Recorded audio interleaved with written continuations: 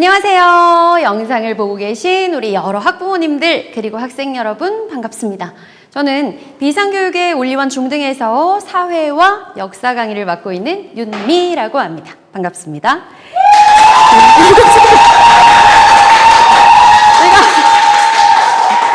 네, 여기 앞에 관계자분들이 좀 계신데요.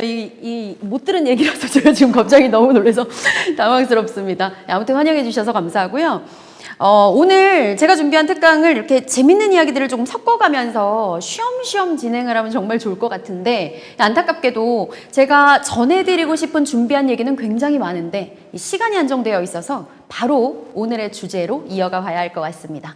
자, 제가 오늘 준비한 주제는요, 바로 미래 사회의 변화와 인재상의 변화, 그리고 이와 연결지어서 살펴볼 사회역사 학습법입니다. 자, 지금 제 개인적인 생각으로요, 이 영상을 보고 계시는 분들을 한 세 부류 정도로 나눠볼 수 있을 것 같은데요. 먼저 첫 번째는 2028 수능제도 개편으로 통합사회와 통합과학이 수능에 포함된다고 하는데, 그러면 우리 아이 사회역사 공부 어떻게 시켜야 되지? 라고 고민하고 계신 학부모님들 계실 거고요. 그리고 두 번째로는 공부를 한다고 했는데 이상하게 사회역사는 시험만 보면 점수가 안 나와 하는 학생들도 계실 것 같아요. 그리고 마지막으로 이 올리원 중등에서 제 강의를 듣고 있는 제 제자들, 저를 응원하러 왔을 것 같고, 마지막으로 윤미 잘하나 못하나 한번 보자 하면서 화면을 쳐다보고 있을 저희 지인들, 이렇게 나눠볼 수 있을 것 같습니다. 사실 이분들이 전부 다 제가 바로 사회역사 학습법 이야기를 시작할 거라고 생각하고 계실 거예요. 그런데 사실 뭐 다른 과목도 마찬가지지만 사회역사 학습법을 인터넷에 검색을 해보면 엄청나게 많은 양의 정보들이 쏟아집니다. 제가 바로 사회역사 공부 이렇게 하세요라는 이야기로 출발을 하면 여러분들이 쉽게 눈으로 확인할 수 있는 걸 제 입으로 옮기는 것밖에 되지가 않겠죠. 그래서 저는 오늘 사회역사 공부를 이런 식으로 해라라는 이 스킬적인 이야기보다는 왜 그렇게 공부를 해야 되는지 조금 더 본질적인 이야기에 초점을 맞추려고 합니다. 사실은 공부에 있어서 뭐니 해도 가장 중요한 건 동기부여잖아요. 근데 이 동기부여가 비단 아이들에게만 중요한 게 아니라 우리 학부모님들, 아이들한테 쓸데없는 소리 하지 말고 공부해! 뭐 또는 그런 거 궁금해하지 말고 그냥 외워! 이런 얘기 해보신 분들 다들 많으시죠. 그러니까 앞으로는요, 이렇게 아이들을 무작정 공부하라고 닥달할 것이 아니라, 이래서 우리 아이의 제대로 된 학습이 중요하구나라고 부모님들 먼저 동기부여가 되실 수 있게 조금 근본적인 이야기로 오늘의 특강을 출발해 보도록 하겠습니다. 자, 저는 오늘 이 순서로 이야기를 진행해 보려고 하는데요. 가장 먼저 이 4차 산업혁명이라는 표현으로 대변되는 오늘날의 사회가 과연 어떤 변화를 맞이하고 있는지, 이어서 이렇게 변하는 사회가 원하는 인재는 과연 어떤 역량을 갖추어야 하는지, 자, 그 다음 또 세 번째 단계로 넘어가서요, 그렇다면 이런 인재로 아이를 길러내기 위해서 교육과정은 어떻게 바뀌고 있고, 마지막으로 인재를 잘 선발하기 위한 선발 제도에는 또 어떤 변화가 있는지, 이 순서로 이야기를 진행합니다. 이 마지막 부분을 이야기할 때요, 통합사회와 통합과학 이야기가 등장을 할 거예요. 근데 뭐 다들 아시겠지만 저는 사회 역사에 특화된 사람이거든요. 과학은 잘 못하기도 했고요. 그래서 과학에 관련된 부분은 이후에 또 특강이 예정되어 있으신 안현정 선생님께 설명을 부탁드리도록 하고, 저는 통합사회 부분, 그리고 이 통합사회를 준비하기 위한 이 사회역사의 학습법, 여기에 초점을 맞춰서 설명을 해보도록 하겠습니다. 자, 이제 첫 단계부터 한번 이야기를 출발해 보려고 하는데요. 최근에 세계적으로 사회 변화와 관련해서 가장 이슈가 되는 게 무엇이 있을까, 제가 특강을 준비하면서 고민을 해봤는데 뭐니 해도 사람들이 가장 관심을 두는 건 생성형 AI더라고요. 이 생성형 AI가 무엇인지를 간단하게 말씀을 드리자면, 대량의 데이터나 대량의 패턴을 학습한 인공지능이 이용자의 요구에 따라서 텍스트면 텍스트, 음성이면 음성, 혹은 영상, 그다음에 음악 등으로 이용자가 요구하는 그 결과물을 완성된 형태의 결과물로 만들어서 제공을 하는 것입니다. 대표적인 생성형 AI의 사례들을 한번 나열을 해봤어요. 다들 들어보셨겠죠? 가장 먼저 출시된 게 오픈 AI의 챗 GPT가 있고요. 그 외에도 구글의 제미나이, 메타의 라마 등이 있습니다. 그 중에 가장 유명한, 여러분들이 다들 알고 있는 이 챗 GPT 이야기를 한번 해보자면, 챗 GPT가 처음에 등장했을 때 얼마나 사람들의 관심과 뜨거운 반응이 있었느냐. 출시된 지 2개월 만에요, 가입자 수가 1억 명을 돌파했습니다. 근데 이 1억이라는 숫자가 크기는 큰데 이게 얼마나 대단한 반응인지 감이 잘 안 오시죠? 비교를 한번 해보도록 할게요. 문제가 하나 나가는데 남녀노소가 사랑하고 전 세계적으로 반응이 뜨겁고 그리고 저도 열심히 활용하고 있는 유명한 SNS는 뭐가 있을까요? 있어요. 지금 앞에 나이가 어리신 분들이 이제 대답을 빨리 하시는데 네, 대답이 나왔습니다. 정답은 인스타그램이거든요. 이 인스타그램이 가입자가 1억 명을 돌파하는 데까지 시간이 얼마나 걸렸을까요? 어느 정도 될 것 같으세요? 대답이 좀 나오나요? 제가 눈이 나빠서 이 댓글들이 잘 보이지 않는데 정답을 알려드릴게요. 정답은 30개월입니다. 2개월 대 30개월. 이렇게 비교를 하면 이 챗GPT에 대한 사람들의 반응이 어느 정도였는지 이제 감이 조금 오시겠죠. 자, 챗GPT가 등장하고 나서 그 이후의 사회 변화에 대해서 수많은 전문가, 유명인 기관들이 여러 가지 예측이나 뭐 이야기를 내놓았습니다. 그 중에 사회 변화를 잘 대변할 수 있는 대표적인 3가지를 제가 한번 꼽아봤는데요. 첫 번째는 미국의 투자회사 골드만삭스가 2023년에 발표한 보고서의 내용의 일부입니다. 핵심은 생성형 AI의 등장으로 미국 일자리의 약 3분의 2가 자동화에 노출이 되고 이 자동화에 노출된 직업의 업무량 중에 약 25%에서 50%가 생성형 AI로 대체될 것이다. 이런 이야기를 발표를 했죠. 자, 이러한 발표는요, 이 글을 읽는 사람들로 하여금 뭔가 미래에 대해서 청사진만을 보기보다는 우려를 낳기도 했었어요. 과거로 이야기를 한번 돌아가 보도록 하겠습니다. 18세기 후반에 영국에서 제1차 산업혁명이 시작이 됐어요. 오늘날에 가장 화두가 되는 것이 바로 생성형 AI라면 당시에 가장 이슈가 됐던 건 바로 기계였죠. 이 기계가 등장하면서 대량 생산이 가능해져서 이 인간의 생활이 물질적으로 굉장히 풍요로워진 건 사실인데 문제는 이 기계가 인간의 육체적 노동을 대신하기 시작했다는 점이에요. 그로 인해서 많은 수의 노동자들이 이 기계에게 일자리를 뺏기게 됐고요. 실업자로 전락한 것이죠. 그리고 그들 중에 일부는 기계가 내 일자리를 뺏었어요 라고 분노를 하면서 기계 파괴운동, 러다이트 운동을 일으키기도 했습니다. 정리를 하자면 과거의 기계는 인간의 육체적 노동만을 대신한 반면에 새롭게 등장한 생성형 AI는 다양한 영역에서 인간의 지적 능력을 대체하게 되는 것이고 이는 업무의 효율성을 높인다라는 긍정적인 측면의 변화도 가지고 오겠지만 또 한편으로는 다양한 직업들이 소멸될 수 있다라는 우려를 낳기도 한다. 이 정도로 보고서 내용을 해석할 수 있을 것 같습니다. 자, 두 번째는요, 이 노벨 물리학상을 수상한 미국의 조지 스무트 교수가 한 말인데요. 이분이 실제로 우리나라에 초청 특강을 오시기도 하셨었던 분이에요. 이분이 4차 산업혁명 시대에는 기술의 진보 속도가 매우 빨라져서 지식의 유효기간이 짧아진다. 그래서 누구든 배움을 멈추어서는 안 된다. 즉, 평생학습이 중요하다라는 말씀을 하셨습니다. 불과 수십 년 전까지만 해도요. 학창 시절에 한 번 딱 공부를 열심히 하면 그때 배운 지식을 많이 업그레이드하지 않고도 꽤 긴 기간 동안 먹고 사는데 써먹을 수가 있었어요. 그런 시대에는 딱 한 시기만 진짜 열심히 눈 감고 공부를 하면 됩니다. 그런데 지금은 그게 안 돼요. 기술이 빠르게 업그레이드가 되고 있고 내가 지금 알고 있는 이 지식이 내일 당장 무용지물이 될 수도 있기 때문이에요. 그래서 우리는 누구도 배움을 멈추어서는 안 돼요. 사실 이 메시지는 비단 아이들에게만 적용되는 것이 아니라 저를 포함해서 이 현재의 사회를 살아가고 있는 모든 이들에게 굉장히 큰 울림을 주는 메시지이기도 합니다.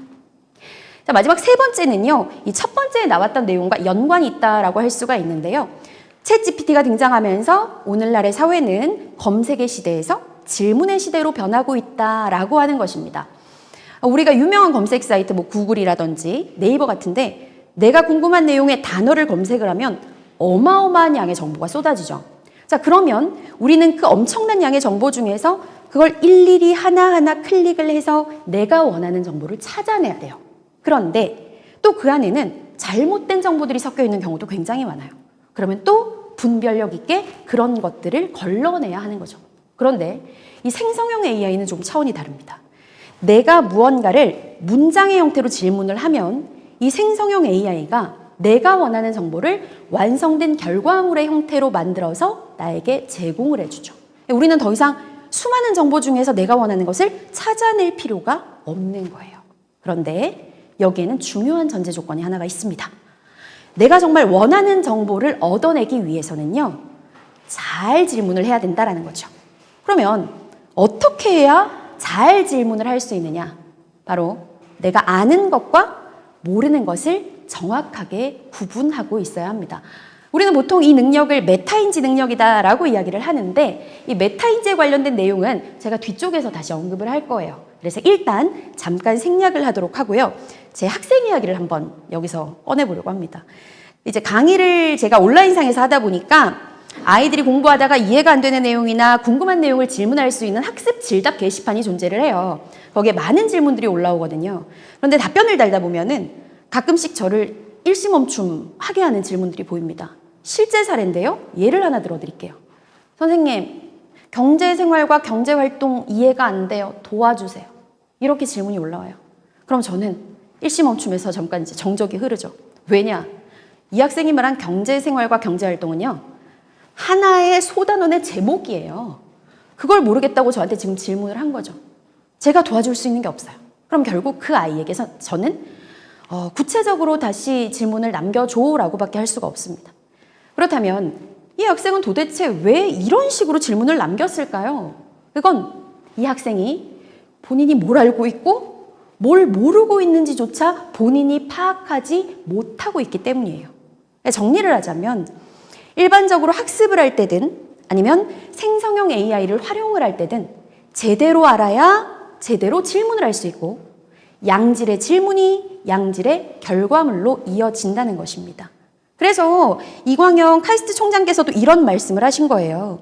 질문은 AI를 활용하는 수단이고 질문이야말로 인간과 AI를 구분하는 수단이다라고 하셨습니다.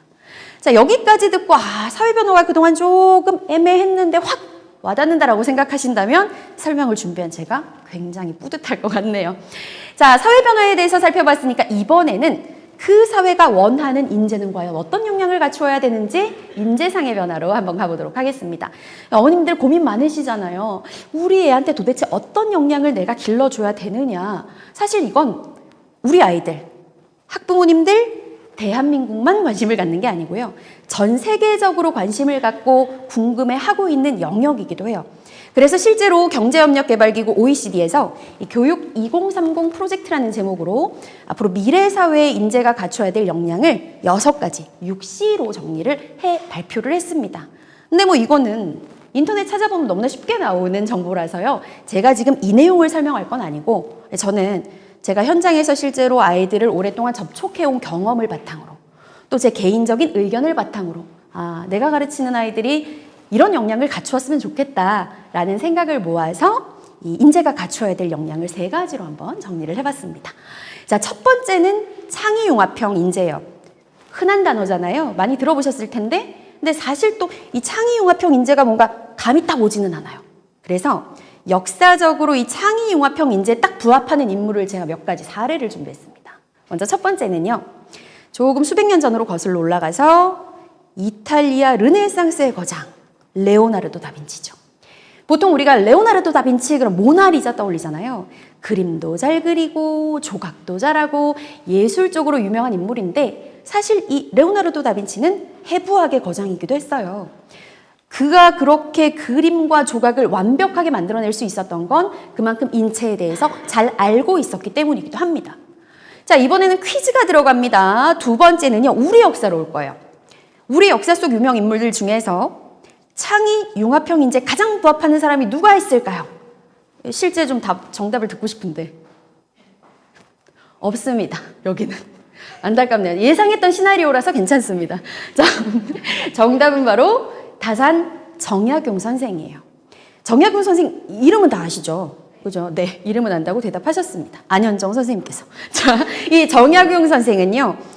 100여 권이 넘는 저서를 남겼는데요. 정말 놀라운 건 책을 100권을 썼다가 아니라 분야가 너무 다양해요.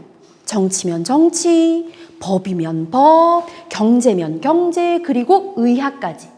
자, 이렇게 책만 쓰신 게 아니라 더 놀라운 사실은 본인이 직접 발명품을 만들기도 하셨다는 거죠. 그 유명한 거중기. 실제 수원화성이 건축될 때 이 거중기가 활용이 되기도 했었습니다. 자, 이번에 현대로 한번 넘어와 보도록 할게요. 대표적인 인물로는 스티브 잡스와 또 뭐 여러 면에서 논란이 되기도 하지만 그래도 창입 융합형 인재라 볼 수 있는 일론 머스크 등이 있는데요. 이 스티브 잡스의 경우에는요, 전혀 연관성이 없을 것 같은 철학과 물리학을 모두 전공을 했고요. 일론 머스크의 경우에도 경영학과 물리학을 모두 전공을 했습니다. 그런데 이런 예를 들면요, 우리 부모님들이 오해하시는 게 있어요. 뭐냐? 결국 창의융합형 인재는 양쪽을 모두 다 완벽하게 잘하는 사람, 이 사람이 창의융합형 인재구나 라고 하는데 그건 오해시고요. 완벽하게 잘해야 된다가 초점이 아닙니다. 창의융합형 인재는 다양한 분야의 지식에 관심을 갖고 그걸 습득해서 융합을 한 다음에 새로운 결과물을 스스로 만들어낼 수 있는 역량, 이것이 오늘날 사회가 바라는 창의융합형 인재다라고 할 수가 있는 거죠. 자, 두 번째로 오늘날의 인재가 갖춰야 될 역량, 그럼 바로 주체적, 능동적 자세를 갖춘 역량, 인재라고 할 수가 있는데요. 앞에서 그런 얘기 했었어요. 지식의 유효기간이 짧아지기 때문에 우리는 평생 학습을 해야 된다. 그런데 이 설명을 아이들한테 하잖아요. 그러면 꼭 그 중에서 누군가는 엉뚱한 부분에 꽂힙니다. 선생님, 지식의 유효기간이 짧아져서 제가 지금 배우는 게 이제 미래 사회는 필요가 없다고 하셨는데 그럼 저는 공부를 안 해도 되는 게 아닌가요? 이렇게 질문을 하는 아이가 농담이 아니라 꼭 있죠. 이 아이의 질문이 언뜻 들으면 굉장히 논리적이에요. 근데 맞는 말일까요? 아니잖아요. 뭐가 잘못된 걸까요? 왜 틀렸느냐? 미래 사회예요. 우리가 알고 있는 지식의 절대적인 양이 중요하지 않은 건 분명 맞아요. 그런데 더 중요한 게 있어요. 나에게 필요한 지식이 무엇인지를 주체적으로 찾아내서 그걸 주체적으로 습득하고자 하는 역량이죠. 그런데 이러한 역량은 단기간의 주입식 교육으로는 절대 키울 수가 없습니다. 초, 중, 고, 어렸을 때부터 꾸준히 배우고 익히는 과정, 즉 학습을 통해서 단련을 해야지만이 가질 수 있는 역량인 거예요. 보통 우리는 이것을 자기주도 학습이다 라고도 이야기를 하는데요. 이 자기주도 학습의 자세를 갖추면 학생 시절에 성적이나 실력을 향상시키는 데도 당연히 도움이 되겠지만 나중에 성인이 된 이후에도요, 자기에게 주어진 문제를 스스로 헤쳐나가는 데 굉장히 큰 도움이 될 것입니다. 자, 마지막 세 번째 역량은 바로 메타인지 역량입니다. 이 메타인지 역량이라고 하는 것은요, 나에게 주어진 상황을 정확하게 인식하고 어떤 판단을 내려야 하는지 결정할 수 있는 능력이라고 할 수 있는데요. 이 능력을 학생들에게 적용하면 내가 아는 것과 모르는 것을 구별해낼 수 있는 능력, 이렇게도 표현을 할 수가 있는 거죠. 자, 이 메타인지 능력의 두 가지 설명에는 공통점이 있습니다. 첫째는 자기 객관화가 된다는 거예요. 제3자의 입장에서 나를 바라볼 수 있다는 거죠. 그리고 또 하나는 나에게 주어진 한정된 시간, 한정된 에너지를 최대한 효율적으로 사용할 수 있다는 겁니다. 결국은 이 메타인지 능력을 기르게 되면요, 앞에서 말한 자기주도 학습 자세도 저절로 따라오게 되는데 이 두 가지의 역량은요, 아이가 컸을 때, 성인이 되었을 때도 본인의 업무 능력이나 성취도를 향상시키는데 큰 자산이 되어줄 것입니다. 자, 여기까지가 사회의 변화와 인재상의 변화였다면 이제는 이런 내용들을 바탕으로 본격적으로 교육제도의 개편 그리고 선발과정의 변화를 한번 살펴봐야 되는데요. 교육과정의 개편과 선발제도의 변화는 따로 분리를 해서 생각할 수 있는 영역이 아니에요. 왜냐하면 교육과정의 개편이 선발제도의 변화에 그대로 반영이 되어야만 진정한 교육의 변화를 가지고 올 수 있기 때문입니다. 그런데 과거에는 이 부분에서 약간의 괴리가 있었던 적이 있어요. 지난 교육과정 개편을 한번 살펴보도록 할게요. 이미 2015 교육과정 개편 시기에 융합형 인재를 양성하는 게 화두가 되었었습니다. 그래서 당시에 융합형 학습이라는 것을 목표로 해서 문이과 구분 없이 통합사회와 통합과학이라는 과목이 등장을 했었어요. 그런데 문제는 이 통합사회와 통합과학이 수능 과목에 포함이 되지는 않았다는 사실입니다.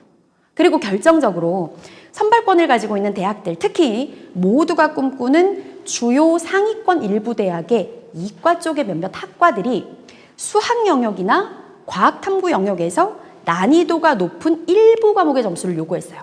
그러니까 일부 과목의 점수를 요구했다는 건 그 과목을 선택해야 더 유리한 점수를 받을 수 있게 설정을 해두었다는 것이죠. 그러다 보니까 실제 현장에서는 문이과 분리가 더욱더 심화되었습니다. 왜냐하면 문과 학생이 혼자 힘으로 수학의 난이도가 높은 과목 혹은 과학의 난이도가 높은 과목을 공부한다는 게 사실상 불가능했기 때문이에요. 그래서 이런 문제를 해결하기 위해서 2028학년도 수능제도 개편에서는 선택 과목이 완전히 폐지가 됐습니다. 그리고 통합사회와 통합과학이 수능 과목에 포함이 되게 된 것이죠. 네, 정리를 하자면 이 2028학년도 수능제도 개편은 교육과정에서 뿐만 아니라 선발제도에서까지 문이과의 구분이 완전히 사라졌다는 데 큰 의미가 있다. 이 정도로 정리를 할 수가 있겠습니다. 자, 그렇다면 이제 부모님의 고민은 이쪽으로 이어져요. 통합과학은 제 전문이 아니라 일단 뺀다고 말씀드렸고요. 통합사회가 처음 수능에 포함되는 과목인데 그러면 우리 애를 이거를 공부를 어떻게 시켜야 되지? 참고로 아직 통합사회의 수능 예시 문항은 준비가 된 게 없습니다. 그런데 하나 확실한 건 있어요. 중학교 때 배우는 사회 안에 있는 여러 과목의 영역들이 통합사회에 그대로 연계가 된다는 거죠. 이 중학교 때 배우는 과목들이 사회 과목이 통합사회로 연계가 되는데 여기서 문제 하나. 아시는 분들은 아시겠지만 현재 중학교 교육과정에서요. 사회는 1학년 때 등장하고 2학년 때 사라졌다가 3학년 때 다시 등장합니다. 그리고 1학년 때 배우는 사회 과목 안에 있는 영역들이 3학년 때 다시 나오는 게 아니라 각각 달라요. 예를 들어서 중학교 1학년 1학기에는 지리 파트를 배우는데 3학년 때 다시 시작하는 사회에서는 정치 영역부터 출발한다든지 전혀 다른 영역을 배워요. 자, 여기서 문제가 하나 더 있어요. 중학교 1학년 1학기는 자유학기제 때문에 대부분의 학교에서 시험을 치르지 않죠? 아무래도 아이들이 공부에 소홀해지게 되는데요. 그때 배우는 한국지리나 세계지리가 생각보다 난이도가 굉장히 높습니다. 시험 안 보는데 난이도가 높으니까 포기할 확률이 더 높겠죠? 그렇게 2학년, 3학년을 건너뛰고 고등학교에 가서 그 지리라는 과목을 다시 만나게 되는 거예요. 자, 그럼 어떨까요? 그냥 백지 상태에서 다시 공부를 시작하는 거고 고등학교는 학업 부담이 중학교보다 훨씬 커지고 그러면 이 아이는 이 과목을 체계적으로 공부할 생각을 하지 않고 일단 점수는 받아야 되니까 무작정 암기를 하려 들겠죠. 그러면 최악의 상황이 되는 거예요. 자, 정리하자면 통합사회 제대로 대비를 하기 위해서는 중학교 과정부터 사회 공부를 제대로 해야 한다. 자, 그렇다면 사회역사 공부 과연 어떻게 해야 되느냐? 몇 가지 제가 준비한 사례를 통해서 설명을 드리도록 하겠습니다. 자, 위쪽에 나오는 건 제가 아이들이 게시판에 남긴 질문들 혹은 제가 경험한 것들을 바탕으로 준비한 건데요. 첫 번째는 이런 게 있어요. 암기 잘하는 방법 알려주세요. 중학교에 올라와서 사회 공부에 흥미를 잃었어요. 어떻게 할까요? 이런 질문이 정말 많이 올라옵니다. 이 두 질문에는 공통점이 있어요. 교과서에 나오는 그 내용을 일단 이해를 못하고 있다는 거죠. 그러니까 위의 질문은 이해를 못하니까 일단 외워야 되는데 어떻게 외워야 되는지 모르겠다는 거고 아래에 있는 이 질문은 내용을 이해를 못하니까 흥미가 없는 거죠. 그렇다면 왜 흥미가 없느냐? 사실 중학교, 사회, 초등학교 때도 배웁니다. 같은 내용이에요. 그런데 중학교에 올라오니까 사회가 너무 어려워요. 그럼 왜 어렵게 느껴질까요? 여기를 한번 보세요. 중학교 1학년 사회 교과서에 나오는 실제 용어들입니다. 지리정보 시스템, 문화 변용, 문화의 획일화, 공식적 정치 주체, 비공식적 정치 주체, 의결, 쟁의. 실제로 제가 책에서 뽑은 아주 몇몇 단어, 빙산의 일각인데요. 초등학교 때 배우는 내용은 쉬운 문장으로 풀어서 설명을 했다면 중학교 과정의 사회 교과서에서는요. 모든 용어가 거의 대부분 한자어로 되어 있습니다. 이해를 잘 못하겠죠. 이해를 못하니까 흥미가 떨어지는 거예요. 그래서 아주 본질적인 내용이긴 한데요. 사회 공부의 첫 출발은 용어의 정확한 이해예요. 그걸 찾아보든 아니면 질문을 하든 부모님을 통해서 도움을 얻든 용어를 이해해야 됩니다. 용어를 정확하게 이해해야 문장이 이해되고요. 문장이 이해돼야 단락 전체가 이해되고 이해가 되면 흥미는 저절로 따라오게 되어 있어요. 그러면 암기하기도 훨씬 쉬워지는 거죠. 제가 강의를 하면서 정말 한 5,000번 이상 말한 것 같아요. 사회 공부의 첫 번째와 마지막은 전부 다 용어의 정확한 이해다. 반드시 명심을 해주시기 바랍니다. 자, 두 번째로 준비한 주제는 무엇이냐? 자, 한번 읽어보시겠어요? 을지문덕의 살수대첩 승리로 고려는 거란의 침략을 막아낼 수 있었다. 이걸 제가 왜 써놨을까요? 문제가 뭐죠, 이게? 올바른 답변이 올라오길 바라는데 조용합니다. 자, 을지문덕의 살수대첩은 고구려 시대에 있었던 사건이에요. 612년의 사건이고요. 고구려가 만들어진 게 918년이죠.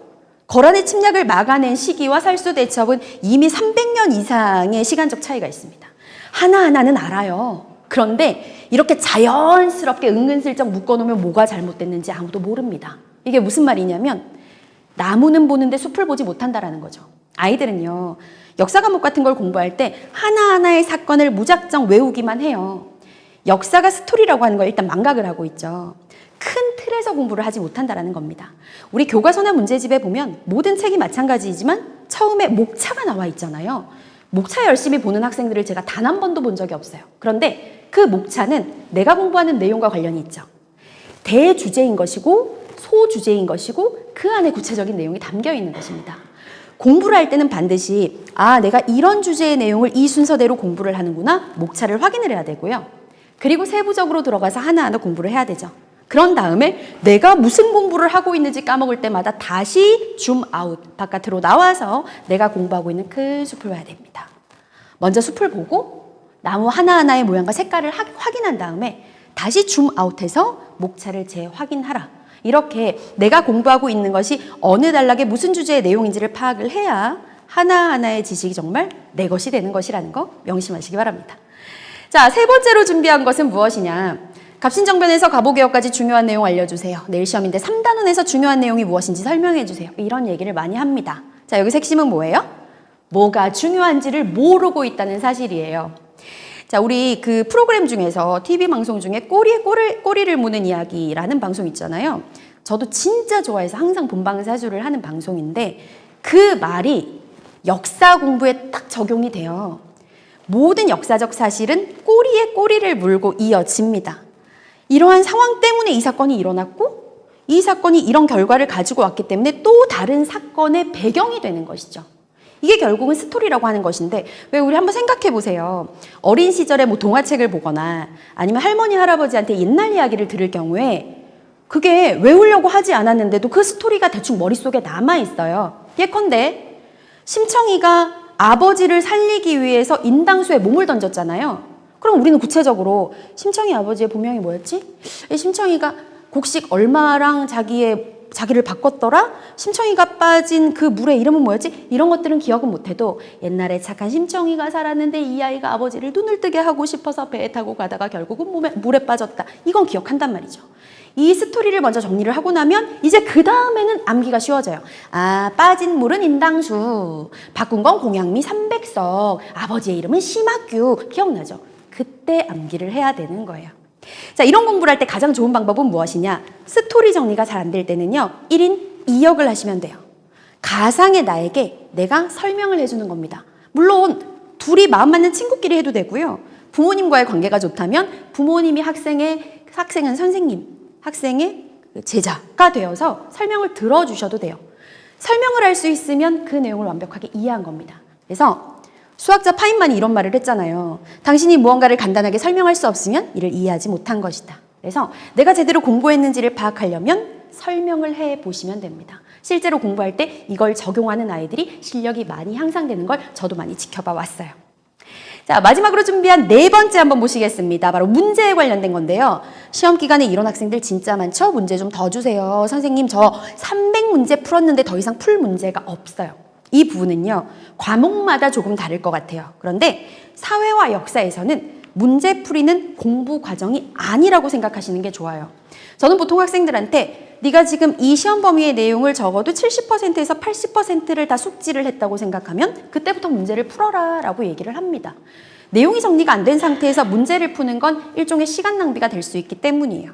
그래서 문제풀이라고 하는 것은 그 자체가 학습이 아니라 내용을 이해하는지 확인하는 최종 점검 단계가 돼야 되고요. 그리고 또 하나 중요한 거. 오답노트의 중요성은 다들 많이 들어서 틀린 문제를 오답노트는 잘 작성을 해요. 그런데 이런 경우. 보기 3개, 5개 중에 3개는 확실히 답이 아니야? 2개가 애매해. 그래서 이건가 나 찍었는데 운 좋게 맞았어요. 그럼 아이들은 그 문제에 표시를 안 하고 동그라미를 치죠. 동그라미 친 문제는 내가 맞췄다고 그냥 넘어갑니다. 근데 그게 제대로 내가 공부를 한 걸까요? 아니잖아요.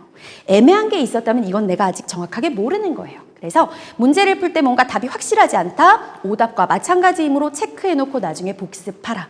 문제풀이는 절대 공부의 과정이 될 수가 없다. 이것까지 제가 말씀드리고 싶었습니다. 자, 제가 준비한 특강은 여기까지였는데요. 마지막 페이지 인사말인데 제가 마지막을 진짜 멋지게 마무리하고 싶다 생각하면서 막 무슨 말을 할까 생각을 해봤어요. 사실 명언을 그렇게 좋아하진 않는데 딱 하나 좋아하는 게 있습니다. 이게 논어의 첫 구절에 나오는 내용이거든요. 우리말로 한자어를 풀어서 얘기하자면 배우고 때때로 그것을 익히니 이 어찌 기쁘지 아니한가. 보통 아이들은 배우고 익히는 학습의 과정을 굉장히 부담스러워하고 힘들어합니다. 저는 이 영상을 보고 있는 우리 학생들이 배우고 익히는 학습의 과정을 작은 성취로 느끼기를 바라고 있고요. 이 작은 성취가 아이들 하나하나에게 기쁨이 되고 그 작은 성취들이 모여서 더 큰 성취로 이어질 수 있길 언제 어디서나 응원하고 있도록 하겠습니다. 감사합니다. 네, 너무너무 감사합니다. 네. 네, 박수. 정말 진짜 어쩜 저렇게 강의를 잘하시지? 옆에서 막 입이 감사합니다. 턱이 똑 떨어져가지고 계속 보고 있었어요. 네. 안 그래도 네. 그렇게 생각하고 있었는데 질문이 들어왔어요. 윤민 선생님 어떻게 이렇게 떨지 않고 말할 수 있어요? 이런 질문이 들어왔는데요. 이거 솔직하게 말씀드려도 되나요? 그렇죠, 그렇죠. 제가 그 MBTI가 E인데요. 네. 타고난 약간의 관종력?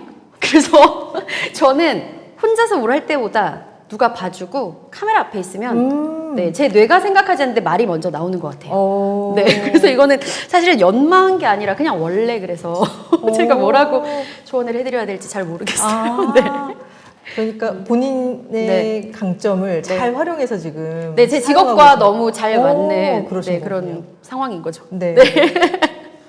정말 너무 놀랐습니다. 감사합니다. 네. 질문들이 쭉 나왔는데 첫 번째 질문 이제 공식 질문 하나 드려야 될 것 같아요. 네. 피아노다 라이브 특강 이제 출연하시기 저희가 이제 섭외 굉장히 힘들었잖아요. 근데 어떻게 결심하시게 됐는지 그 이유를 여쭤보고 싶어요.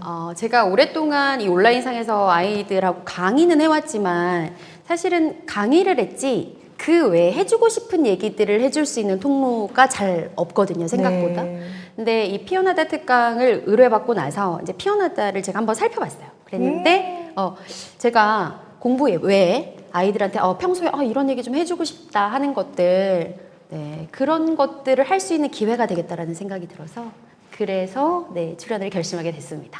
너무 제가 뒤에 이제 피어나다 프로그램에 대해서 소감도 여쭤보려고 했었었는데 네. 같이 그런 답변을 해주신 것 같아서 너무 감사합니다. 네. 윤둥이라는 말 이거 뭐냐고 물어보신 분 계셨어요. 윤둥이가요. 이게 윤둥이가 제가 아니고요. 윤쌤의 귀염둥이들. 그래서 제자들이 있잖아요. 그러니까 제자들을 부르는 뭔가 애칭을 만들고 싶은데 네네. 뭐라고 부르면 좋을까 해서 윤쌤의 귀염둥이들. 그래서 이제 고유명사처럼 윤둥이. 너무 귀엽습니다. 네. 피어나다 친구들 피둥이라고 해야 되는 건가? 피어나다의 귀염둥이들. 피둥이는 어감이 좀 피둥피둥. 네네. 윤둥이. 네.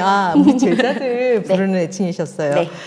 자, 그리고 이제 오늘 강연 주제에 대해서 질문이 있습니다. 미래사회 변화와 인재상의 변화를 주제로 정하셨잖아요. 네. 근데 이 주제를 정하신 선생님만의 이유가 뭔지 궁금하시다고. 사실 아이들한테 보통 부모님들이 그냥 너를 위해서 공부를 해라고 하잖아요. 근데 요즘의 아이들은 본인에게 뭔가 동기부여가 되지 않고 와닿지가 않으면 사실은 공부를 행동으로 옮기는 게 참 힘들거든요. 그래서 아이들에게 지금 세상이 이렇게 어떻게 변해가고 있고 그래서 너는 이런 공부를 해야 돼 혹은 왜 공부를 해야만 돼 라는 걸 좀 알려주고 싶더라고요. 그래서 고민을 하다 보니까 출발이 미래사회가 이렇게 변하고 인재는 이런 영향을 갖춰야 된다. 요게 핵심이어서 네, 그런 주제를 한번 선택을 해봤습니다. 네. 저희 피어나다가 아이들에게 공부 목적을 알려주려고 애를 많이 쓰거든요. 네. 같은 취지의 말씀을 해주신 것 네, 같아요. 그런 목적으로 준비를 한 거죠. 네. 굉장히 재밌는 질문이 하나 있었어요. 저기 보면 저희 아이는 수포자가 아닌 사포자인데요. 네. 사회를 보겠다는 거죠. 다른 과목은 괜찮은데 사회를 유독 굉장히 싫어한다고 하는데 어떻게 해야 되는지 물어보고 있습니다. 일단은 그걸 파악을 해야 돼요. 그러니까 사회가 그냥 처음부터 끝까지 같은 성격의 내용이라고 부모님들은 생각을 하시는데 사회 안에 굉장히 다양한 영역이 있거든요. 정치, 법, 경제, 지리, 그다음 일반 사회, 사회 문화 등등의 영역이 있어요. 그래서 특정 부분을 재밌어 하지 않더라도 또 다른 부분은 실제로 아이들을 보면 좀 달라요. 그러니까 예를 들어서 사회문화 내용이 나오는 부분에서 너무 재미없다 하다가 선생님 저 경제 파트 들어오니까 너무 재밌어요. 이런 아이들이 있거든요. 일단 우리 아이가 사회 중에서도 지금 뭐를 너무 재미없어하고 어려워하는지를 파악을 해야 돼요. 네, 네. 그게 가장 먼저인 거고 네. 그 다음에는 아까도 설명을 드렸다시피 용어입니다. 애들이 보통 이해가 안 된다, 재미없다 그러면 이해를 못하고 있는, 그래서 재미가 없는 경우가 대부분이거든요. 네. 그래서 일단은 얘가 이 내용을 잘 파악하고 있는지부터 좀 확인을 해주시면 좋을 것 같아요. 그 전에 국어도 그런 얘기가 네. 나왔었는데 네. 한자어가 워낙 많이 맞아요, 있다 보니까 맞아요. 네. 한자어를 알면 이 사회공부 용어 이해에도 도움이 좀 될까요? 너무너무 쉬워지죠. 그래서 지금 최근에는 문제가 뭐냐면 아이들이 질문을 하는 것들 대부분이 내용에 대한 질문보다는 그 단어, 이게 무슨 말인지 모르겠어요를 굉장히 많이 질문을 해요. 그래서 그런 용어들에 좀 익숙해질 필요가 있다? 네, 강조하고 싶습니다. 아, 네. 네. 그래서 우리 아이가 왜 사회를 어려워하는지 그걸 콕 집어서 좀 찾으실 필요가 있겠습니다. 네, 네. 윤미 쌤은 중고등학교 때 역사 사회 공부 재밌으셨냐? 네. 당연히 잘하셨겠지만 네. 사회 역사 선생님이 되신 계기가 궁금하다고 질문이 제가 들어왔어요. 이 네. 기억을 지우고 있었었는데요. 강사가 되고 나서 일단 재밌어 했던 건 맞는 것 같고요. 네. 그리고 저는 제가 혼자 기억을 왜곡해서 나는 계속 이쪽은 100점을 받아왔다라고 생각을 하고 있었어요. 그러다가 어느 날 문득 청소를 하다가 성적표를 발견하게 된 거예요. 그래서 저는 중학교 때 시험을 굉장히 많이 봤거든요. 네. 성적표를 봤는데 약간 충격적인 점수도 막 있더라고요. 오. 네, 전체적으로 성적이 다른 과목에 비해서 우수한 편이긴 했으나 그렇다고 항상 100점을 받은 건 아니다. 그래서 지금 여러분들이 예를 들어서 내 꿈이 뭐 선생님인데 특정 과목의 선생님이 되고 싶은데 그걸 항상 100점 받아야 선생님이 될 수 있을까? 뭐 이런 고민은 안 하셔도 될 것 같아요. 저도 됐으니까. 네, 그렇습니다. 그 최근에 그 박명수 씨가 중꺾음하라고 중요한 건 꺾이지 않고 그냥 하는 마음? 맞아요. 그런 말을 했었었는데 네네네네. 지금 성적이 떨어졌어도 그냥 계속해서 좀 더 하면 계속 된다라는 하는 게 거죠. 중요한. 네네. 흥미와 노력이 사실은 제일 중요한 네, 거니까. 네. 네네. 아이들에게 이런 마음 키워주는 거 굉장히 중요하다는 생각이 듭니다. 네. 자, 뭐 여러 가지 질문들 막 나오고 있습니다. 네. 뭐 계속 반복되는 것 같은데 네. 사회 역사에 흥미 가지게 하려면 어떻게 해야 되는지 물어보셨어요. 특별히 사회 역사를 네. 좀 재밌게 접하게 하려면 아까 뭐 용어 이해도 얘기하셨고 또 이어서 뭐 한자어 공부도 있는데 일단 사회 역사를 좀 네. 따로 봐야 될 것 같은데요. 사회의 경우에는 조금 처음에는 이 훈련을 하려면 귀찮을 수도 있지만 사회라는 게 사실 진짜 사람들이 살아가는 그 모습을 이야기하는 과목이잖아요. 그렇죠. 그래서 뭔가 실생활과 연결을 시켜보면 좋겠어요. 뭐 예컨대 중학교 3학년의 경제 파트에 보면 이 인플레이션에 대해서 나오거든요. 네. 그러니까 인플레이션이 발생하면 뭐 인플레이션이 이런 원인으로 발생하고 인플레이션이 발생했을 때는 또 이런 결과가 나타난다. 물가도 마찬가지고. 근데 우리 최근에 진짜 물가 상승으로 인해서 굉장히 많이들 그렇죠. 고민하시잖아요. 네. 뉴스에서 계속 그런 얘기들이 나오죠. 나오고 환율도 나오고요. 그래서 본인이 배우고 있는 걸 실제 뉴스 같은 걸 보면서 실제로 이렇게 되니까 이런 결과가 나타나는구나. 그래서 접목을 좀 시켜서 생각을 하면 훨씬 더 공부에 흥미가 생길 것 같아요. 그러니까 부모님들이 TV 보지 마 이런 거 많이 하시잖아요. 근데 때로는 봐야 될 TV가 있기도 합니다. 네. 그래서 그런 것들 좀 연결시키면 좋을 것 같고 역사의 경우에는 만약 지금 아이가 뭐 한 초등학생 그다음에 뭐 중학교 1학년 이 시기라면 아직 중학교에서 역사를 본격적으로 배우기 전이니까 네. 뭐 만화도 괜찮을 것 같아요. 흥미가 네. 낮은 아이들은 네. 만화로 된 뭐 역사와 관련된 만화라든지 아니면 그 외에 뭐 소설 같은 거라든지 뭔가 역사와 관련된 내용을 재밌게 접할 수 있게 미리 좀 노출을 시켜주시면 네, 네, 네. 좋겠어요. 왜냐하면 역사 공부를 시작하면 아이들이 일단 외울 게 많은 건 사실이거든요. 물론 스토리가 중요하지만 거기에 암기가 더해져야 되니까 이 암기를 할 때도 아이들이 좀 체계가 잡혀서 부담을 느끼지 않게 미리 좀 노출을 시켜주셔라. 뭐 이런 이야기를 제가 해드리고 싶네요. 그렇다면 사회나 역사나 관련된 만화들, 학습 만화들 네. 흥미를 위해서 괜찮다고 보시는 편이신 거죠? 저는 괜찮다고 생각해요. 물론 네. 줄글로 된 책이 더 좋겠으나 이 아이가 책을 읽기를 아주 많이 싫어하고 흥미가 현저히 떨어진다 할 때는 만화로 된 책도 봐도 된다라고 네, 저는 아이들에게도 네, 많이 네. 추천을 하는 편이에요. 네. 아니요, 심지어 저도 네. 그 지난달 저희 그 강사님께서 만화로 된 경제 네네네. 책을 내신 분이셨어요. 열심히 읽고 있습니다. 네, 너무 재밌잖아요. 재밌어요. 그리고 너무 이해하기가 더 재밌어요. 쉽고. 네, 네, 부모님들 괜찮습니다. 네, 만화 보여주세요. 네. 그리고 또 실생활을 접목하려면 대화 많이 해야 되겠네요. 우리 아이들이 뭐 공부하고 있는지도 알아야 되고. 그렇죠. 부모님하고 그런 이야기가 되면 제일 좋은데 보통 아이들이 딱 청소년기 시절에 부모님하고 대화가 많이 끊어지니까. 네, 그런 얘기를 하는 게 좀 어렵긴 하죠. 네. 네. 네. 또 여기 지금 또 특별한 얘기 나왔습니다. 세계사 너무 어려워한다. 세계사 어려운 것 같아요. 네. 어떻게 해야 되느냐. 비슷한 얘기인데. 네, 이것도 비슷한 얘기예요. 세계사가 사실은 더 아까 말씀드렸던 거 책 보고 흥미를 갖는 게 더 중요합니다. 근데 세계사가 어려운 이유가 크게 두 가지가 있는데 네. 중학교 때 배우는 세계사가 사실은 약간 수박 겉핥기식이에요. 그렇죠. 그러니까 수업 시간은 한정되어 있는데 전 세계 역사를 고대부터 현대까지를 배워야 되잖아요. 기억나요. 네, 그랬어요. 그러니까 네. 사람 이름도 어렵지, 뭐 도시 이름들도 어렵지. 근데 뭐 중국 하다가 갑자기 유럽으로 가더니 이슬람에 가고 인도 가고. 맞아.